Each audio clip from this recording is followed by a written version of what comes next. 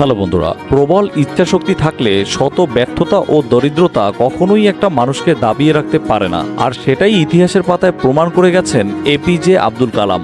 তিনি শত ব্যর্থতা ও দরিদ্রতার অন্ধকার থেকে সংগ্রামের মাধ্যমে উঠে এসে ভারতের রাষ্ট্রপতি সহ ভারতের মিসাইল ম্যান হয়ে ওঠেন।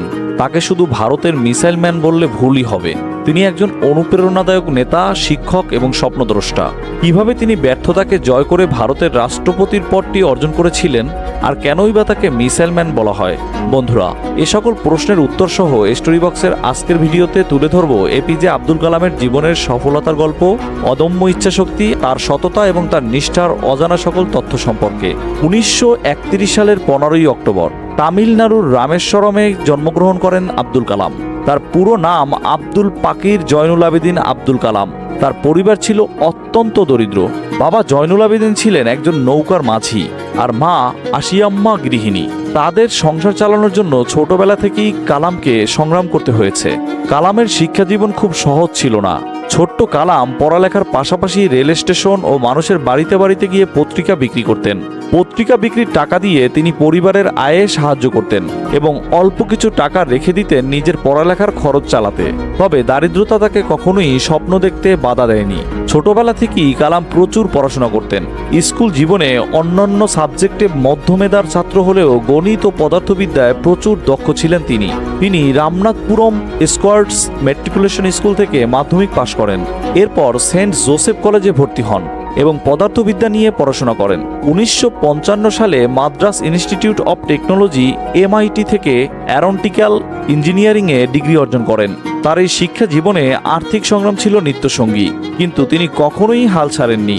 ছোটবেলা থেকেই তার স্বপ্ন ছিল ভারতীয় বিমান বাহিনীর পাইলট হওয়ার।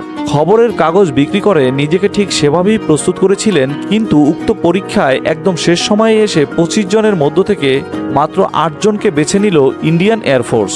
নবম হয়ে বাদ পড়লেন কালাম, কিন্তু এই ব্যর্থতা তাকে থামিয়ে রাখতে পারেনি।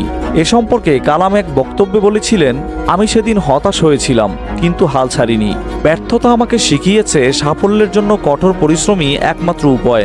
এরপর তিনি defence research and development organisation DRDO এবং ভারতীয় মহাকাশ গবেষণা সংস্থা ISRO-তে কাজ শুরু করেন, কিন্তু এখানেও তিনি বারবার ব্যর্থ হন।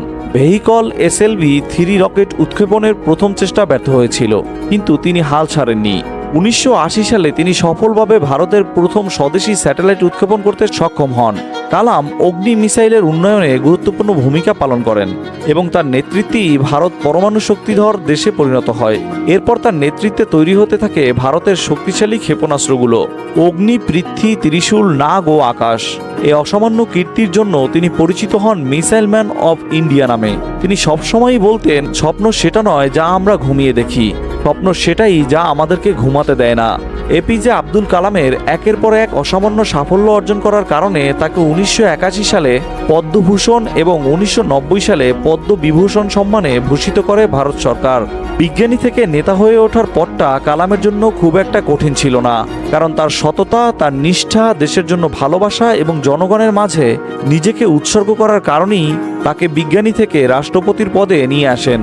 2002 সালের 25শে জুলাই ভারতের 11তম রাষ্ট্রপতি হিসাবে শপথ গ্রহণ করেন এপিজে আব্দুল কালাম। তিনি জনতার রাষ্ট্রপতি হিসাবে পরিচিত ছিলেন। রাষ্ট্রপতি পদ থেকে অবসর নেওয়ার পর তিনি শিক্ষকতার পাশাপাশি দেশের বিভিন্ন শিক্ষা প্রতিষ্ঠানে গিয়ে বক্তৃতা দিয়ে তরুণ প্রজন্মকে অনুপ্রেরণা দিতে শুরু করেন। তার বিশ্বাস ছিল স্বপ্ন দেখা এবং সেটি পূরণ করার জন্য কঠোর পরিশ্রম করা মানুষের জীবনের লক্ষ্য হওয়া উচিত। তার বই উইংস অফ ফায়ার এবং ইগনাইটেড মাইন্ডস যুব সমাজকে স্বপ্ন দেখতে এবং লক্ষ্য অর্জনে সাহায্য করে। তিনি সবসময়ই ছাত্রদের অনুপ্রেরণা দিতেন এবং বলতেন, তোমাদের বড় স্বপ্ন দেখতে হবে এবং তা পূরণে কঠোর পরিশ্রম করতে হবে। ব্যক্তিগত জীবনে কালাম বিয়ে করেননি। তার জীবন ছিল সাধারণ এবং বিনয়ী। তিনি পরিবারের প্রতি যত্নশীল ছিলেন এবং সবসময় মানুষের সেবায় নিজেকে উৎসর্গ করেছিলেন। 2015 সালের 27শে জুলাই মেঘালয়ের শিলংয়ের ইন্ডিয়ান ইনস্টিটিউট অব ম্যানেজমেন্টে একটি বক্তৃতা দেওয়ার সময় হৃদযন্ত্রের ক্রিয়া বন্ধ হয়ে মৃত্যুবরণ করেন তিনি।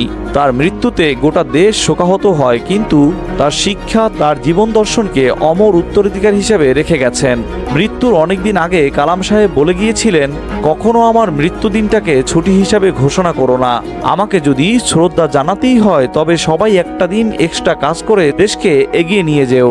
তার জীবন আমাদের শেখায় যে দারিদ্রতা বা ব্যর্থতা কখনোই সাফল্যের পথে বাধা হতে পারে না। যদি তোমার স্বপ্ন বড় হয়, থাকে দৃঢ় ইচ্ছাশক্তি এবং নিষ্ঠা। এই পরিপ্রেক্ষিতে তিনি সবসময় বলতেন, কখনো হাল ছেড়ো না, বড় স্বপ্ন দেখো, চেষ্টা চালিয়ে যাও। বন্ধুরা, আপনার জীবনেও কি কোনো স্বপ্ন আছে? তাহলে এখনই সেই স্বপ্ন পূরণের যাত্রা শুরু করুন। যদি এপিজে আব্দুল কালামের গল্প থেকে অনুপ্রেরণা পান তাহলে ভিডিওটি লাইক করুন, কমেন্টে আপনার মতামত জানান এবং চ্যানেলটি সাবস্ক্রাইব করে স্টোরি বক্সের পাশেই থাকুন।